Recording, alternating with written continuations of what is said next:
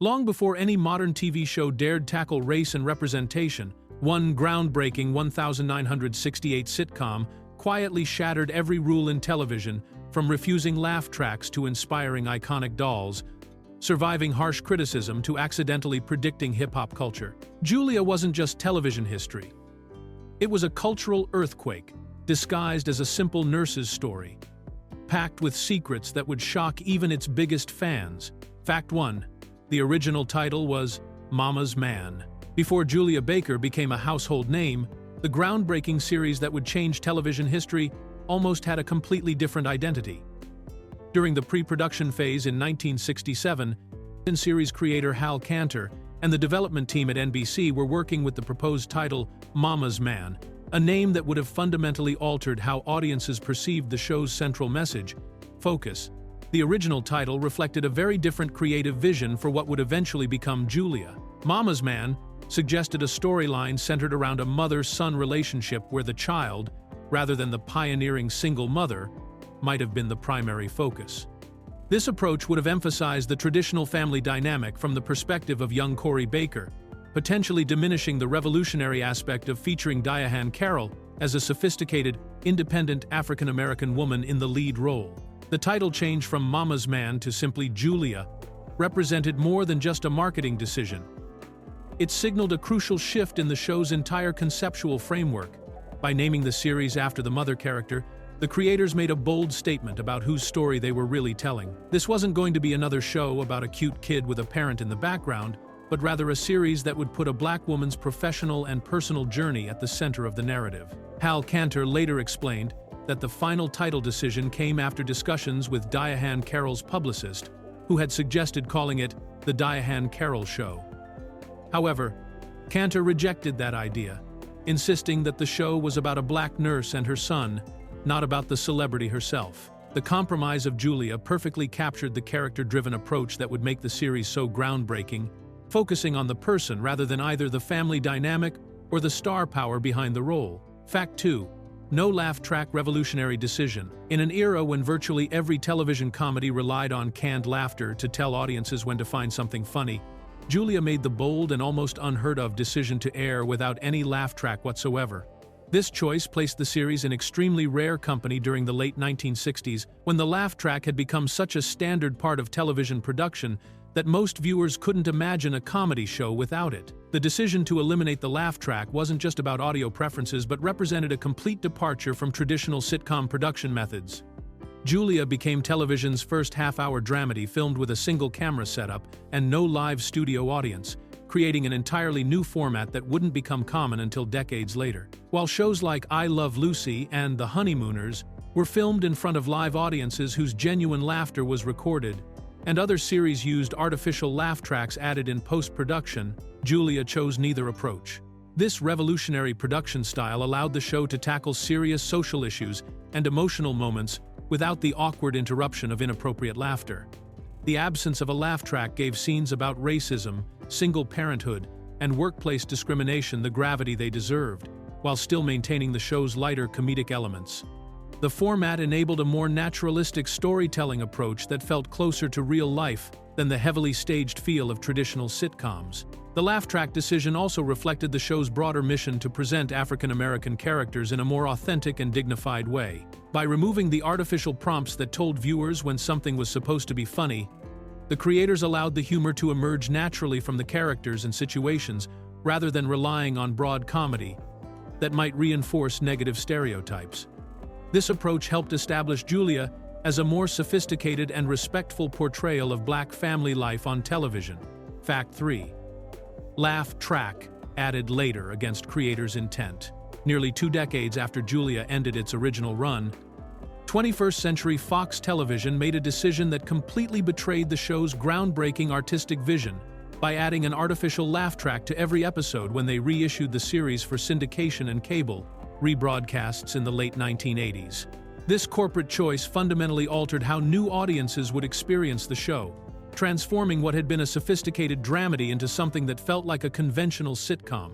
The addition of canned laughter came without any input from the original creators or cast members, who had fought hard during the show's original production to maintain the series' unique format, Hal Cantor and his team had specifically chosen to eliminate laugh tracks because they wanted to create a more realistic and respectful portrayal of African American family life, but the syndication executives apparently believed that modern audiences wouldn't accept a comedy without artificial prompts telling them when to laugh.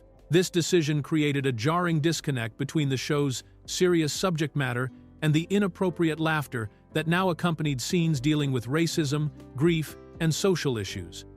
Moments where Julia faced workplace discrimination or discussed her husband's death in Vietnam were suddenly punctuated by fake audience reactions that undermined the emotional weight of these storylines.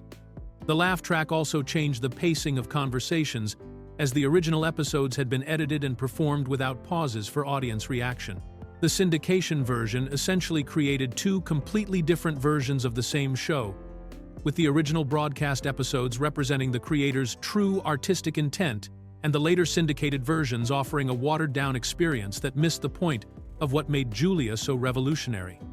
Viewers who discovered the show through reruns in the 1980s and 90s experienced a fundamentally different program than those who had watched it during its original groundbreaking run from 1968 to 1971. Fact 4. Mattel created first celebrity Barbie doll.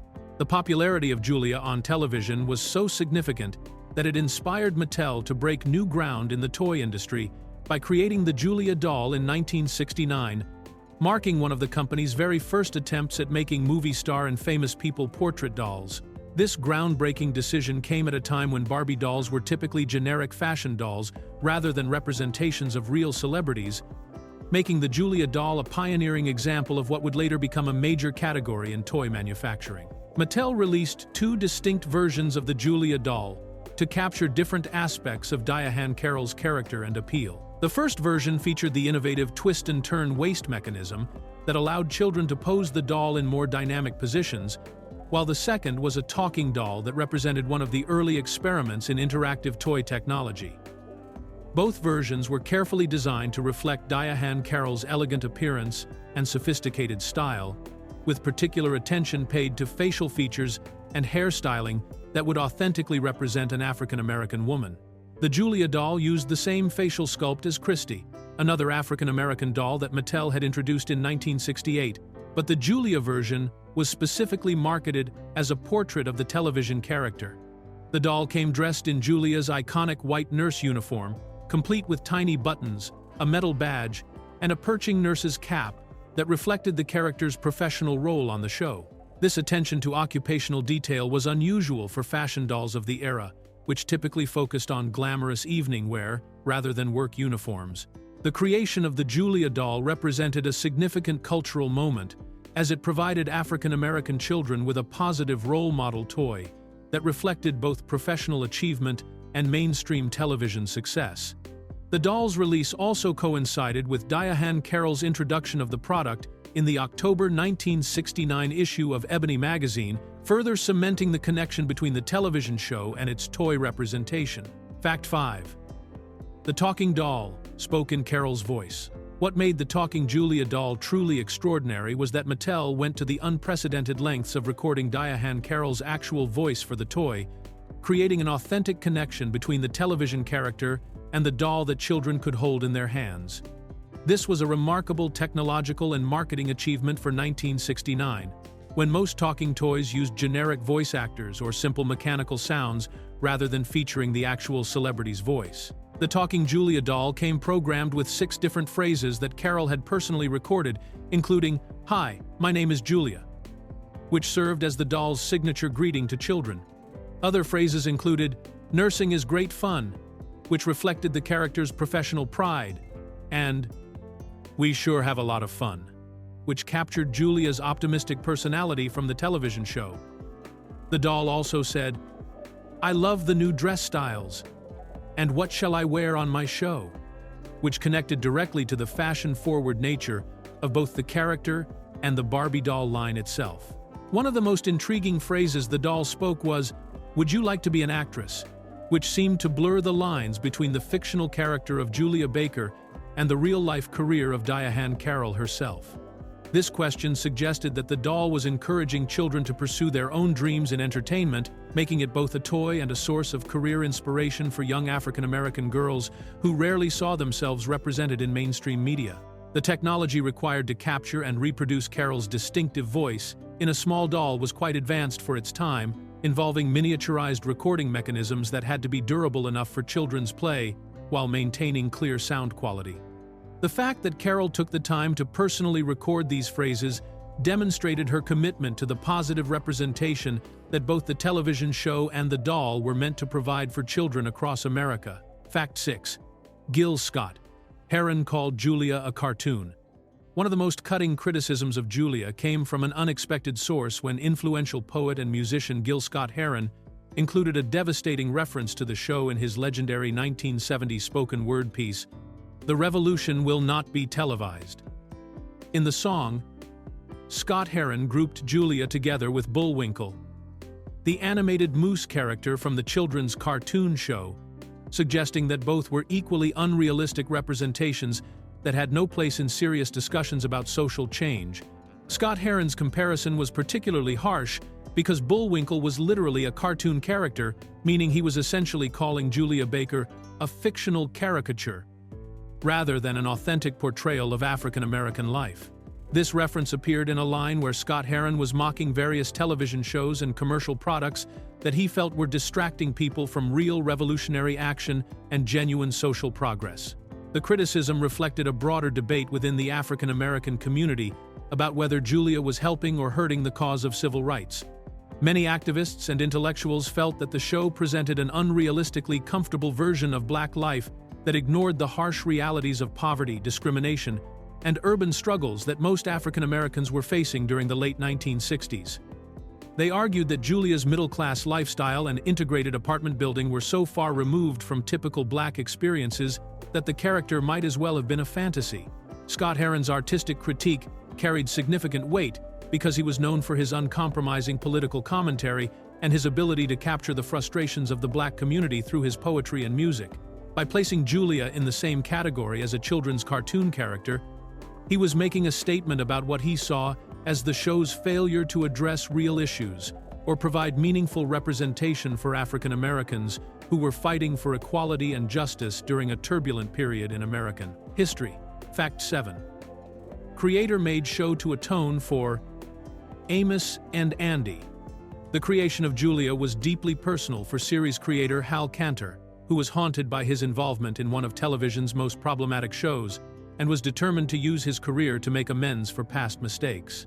Kanter had previously worked as a writer on the television version of Amos and Andy, which ran on CBS from 1951 to 1954 and was widely criticized for perpetuating harmful racial stereotypes that portrayed African Americans as bumbling, ignorant characters who spoke in exaggerated dialect. The Amos and Andy television series, which had originally begun as a radio show in 1928, featured white actors in blackface on radio, but used African American actors on television who were required to perform caricatured versions of Black people that reinforced negative assumptions about intelligence, behavior, and speech patterns.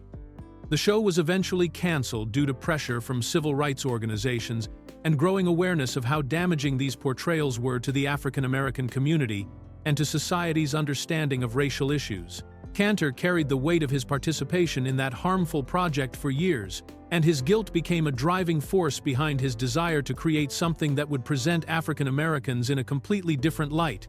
The inspiration for Julia came specifically in 1967, when Kanter attended a fundraising gala for the National Association for the Advancement of Colored People, where NAACP leader Roy Wilkins spoke about the lack of positive Black role models on television and in films.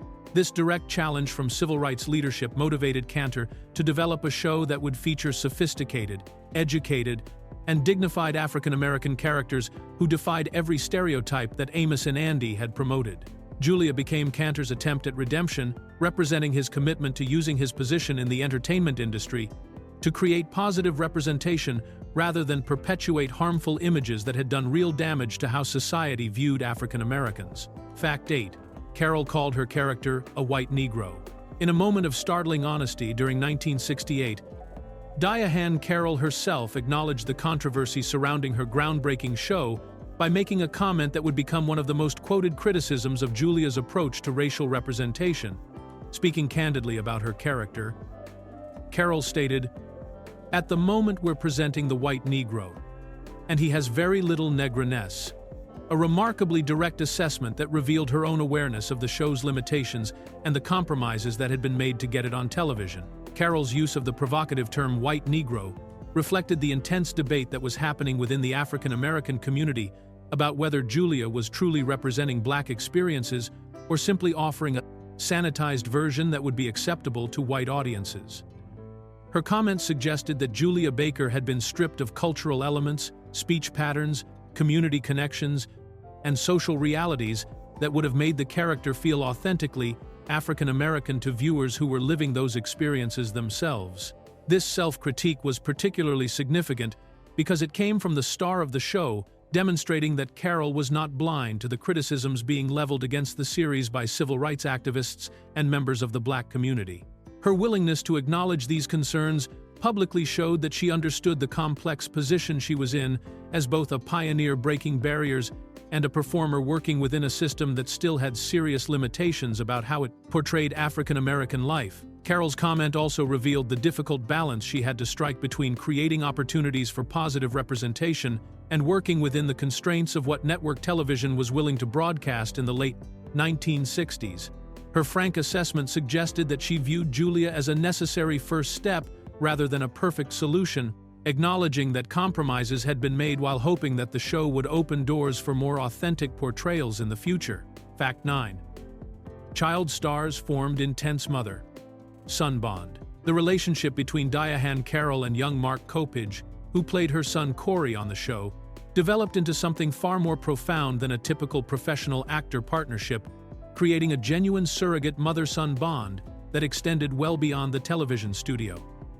Kopech later revealed that he viewed Carol as his offstage mother and would regularly spend nights at her house, creating a family dynamic that blurred the lines between their fictional roles and their real-life connection. This unusually close relationship between the adult star and child actor created unexpected complications in Carol's personal life, particularly affecting her relationship with her own daughter, Suzanne Kay. The situation became especially difficult for Suzanne when her classmates at school began asking questions about Kopech, with many of them assuming that he was her actual brother rather than simply her mother's television co-star. The constant inquiries from schoolmates about whether Kopech was part of their real family put Suzanne in an awkward position and made her feel like she had to share her mother's attention and affection with another child.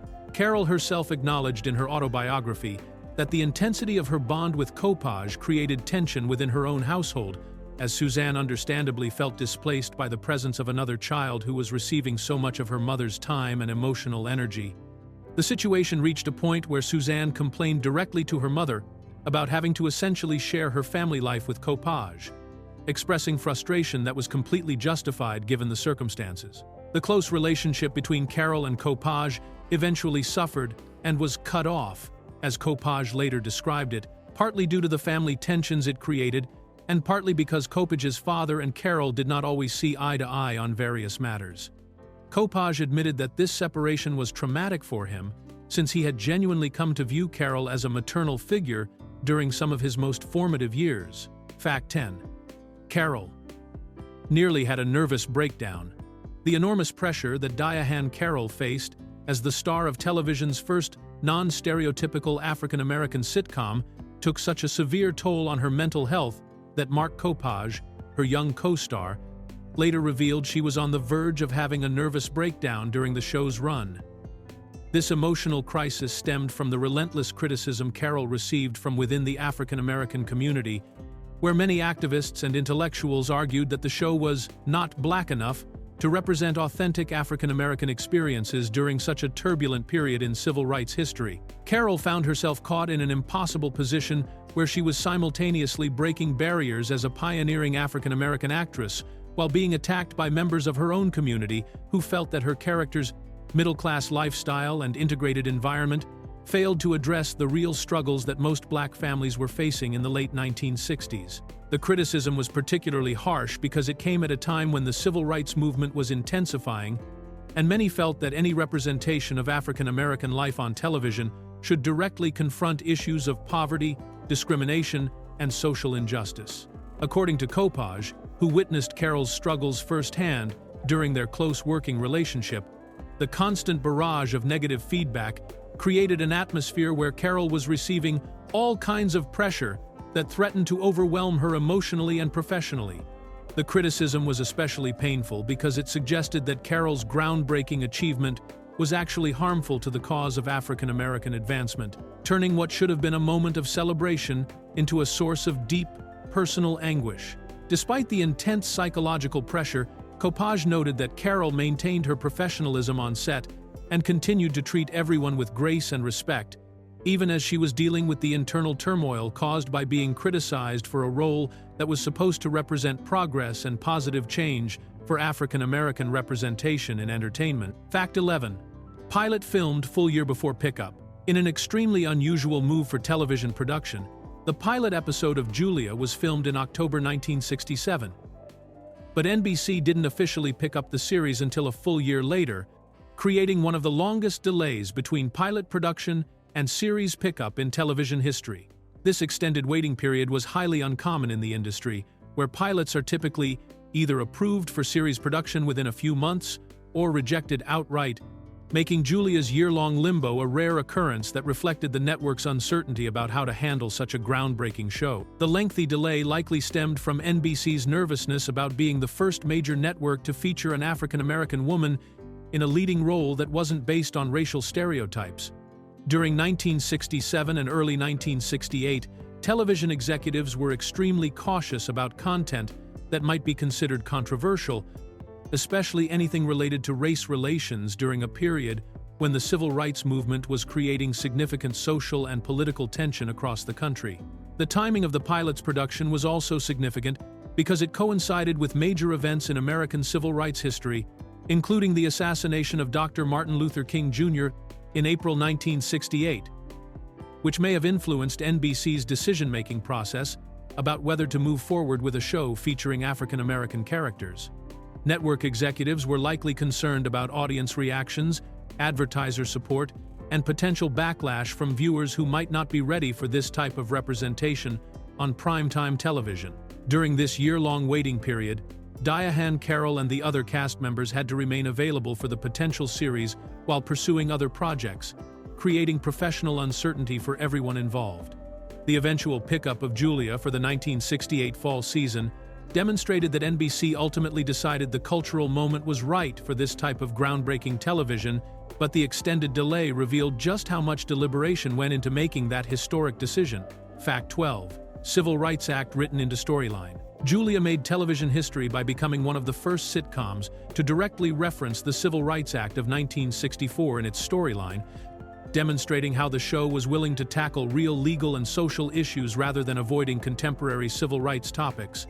This bold narrative choice occurred during a dramatic storyline where the clinic's manager, Brockmeyer, ordered downsizing and specifically demanded the removal of minorities from employment, creating a direct conflict that allowed the show to address workplace discrimination in a realistic way. The storyline reached its climax when Dr. Chegley, Julia's boss played by Lloyd Nolan, courageously defied the manager's discriminatory directive by refusing to fire Julia, and instead choosing to let nurse Hannah Yarby go to comply with the downsizing requirements. When Brockmeyer challenged this decision, Dr. Chegley delivered a powerful response by reminding his superior that removing employees based on their race would constitute a direct violation of the Civil Rights Act, which had only been passed 5 years earlier in 1964. This reference to the Civil Rights Act was particularly significant because the legislation was still relatively new, and its workplace protections were just beginning to be implemented and enforced across American businesses. By incorporating this recent law into the storyline, Julia was essentially providing viewers with a real-time civics lesson about their legal rights, while also demonstrating how the new legislation was supposed to work in practice to protect employees from racial discrimination. The storyline was also remarkable because it showed a white character actively using civil rights legislation to protect an African-American employee, illustrating the kind of workplace allyship that the law was designed to encourage. This narrative choice allowed Julia to address serious issues of employment discrimination while maintaining its generally optimistic tone, showing that legal protections existed even when individual prejudices persisted in American workplaces during the late 1960s. Fact 13. Carol demanded to leave the show. Contrary to popular belief that Julia was canceled due to declining ratings or network decisions, Diane Carroll revealed in later interviews that the groundbreaking series actually ended because she personally requested to be released from her television contract, having grown exhausted by the relentless controversy that had surrounded the show from the very beginning of its run. This decision meant that Carroll herself was responsible for ending what had become television's most discussed and debated series about African American life. Carroll's request to leave the show stemmed from the emotional toll of being constantly criticized by members of the African American community who felt that Julia didn't adequately represent the struggles and realities of Black life in America during the turbulent late 1960s and early 1970s. The controversy had followed the series throughout its entire three-season run, with activists, intellectuals, and community leaders maintaining that the show's middle-class setting and integrated environment were unrealistic and potentially harmful to the civil rights movement. The star's decision to walk away from Julia was particularly significant because the show was still generating decent ratings and could have potentially continued for additional seasons. However, Carroll had reached a breaking point where the personal cost of defending her role and the show's approach to racial representation had become too much to bear, making it impossible for her to continue in the position that had made her a television pioneer. Carroll's choice to end the series on her own terms demonstrated her agency as both a performer and a public figure, showing that she was willing to give up a lucrative and historically important role rather than continue enduring the psychological pressure that came with being the face of such a controversial and scrutinized television program. Her decision ultimately meant that Julia would be remembered as a brief but significant moment in television history rather than a long-running series. Fact 14. African American psychiatrists consulted for accuracy, in a groundbreaking move that was virtually unheard of in television production during the late 1960s. The showrunners of Julia hired African American psychiatrists to serve as consultants and help guide the development of storylines, particularly those involving the child characters Mark Kopich and Michael Link. This decision reflected the creators' awareness that they were venturing into uncharted territory by portraying African American family life on television, and their recognition that they needed professional expertise to handle these sensitive topics appropriately. The psychiatric consultants were specifically brought in to provide guidance on how young Corey Baker and his friend Earl J. Wagadorn should be portrayed in various situations, with particular attention paid to ensuring that the storylines would make the characters aware of Black males in positive and realistic ways. This consultation was especially important because one of the major criticisms of the show was the absence of strong African American male role models, since Julia's husband had died in the Vietnam War, and the series initially lacked significant Black male characters. The involvement of these mental health professionals demonstrated an unusual level of commitment to psychological accuracy and cultural sensitivity that was rare in television production at the time. The consultants helped the writers understand how to create situations that would allow the young characters to develop healthy attitudes about race, masculinity, and their place in society, while avoiding harmful stereotypes or unrealistic portrayals that might negatively impact young viewers. This behind-the-scenes collaboration represented one of the earliest examples of television producers actively seeking expert guidance on racial and psychological issues, showing that the Julia production team understood they had a responsibility not just to entertain audiences, but also to provide positive role models for African American children who had rarely seen themselves represented in mainstream television programming. Fact 15. Show fought to include more Black perspectives. While Julia was groundbreaking for featuring African American characters in leading roles, Mark Kopich revealed that the production initially suffered from a significant lack of diversity behind the camera, with very few Black faces involved in the creative process during the show's early seasons. This absence of African American voices in the writers' room and production team meant that many of the storylines and character development decisions were being made by white creators who, despite their good intentions, might not have fully understood the nuances of Black experiences and perspectives. Recognizing this limitation, the show's producers made a conscious effort to address the problem by actively recruiting African American writers to join the creative team, particularly during the third and final season that aired from 1970 to 1971.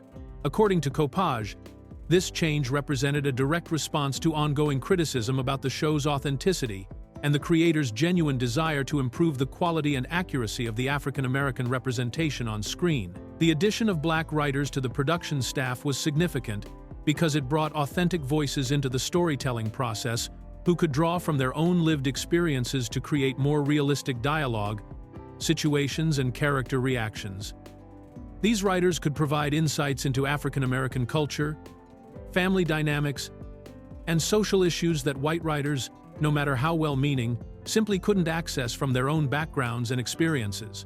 This evolution in the show's creative team demonstrated that the producers were listening to criticism and were willing to make substantial changes to improve the series, even though it meant acknowledging that their initial approach had been incomplete. The decision to bring in more Black perspectives during the final season showed a commitment to growth and authenticity that was rare in television production during the early 1970s, representing a meaningful step toward more inclusive, behind-the-scenes representation in entertainment.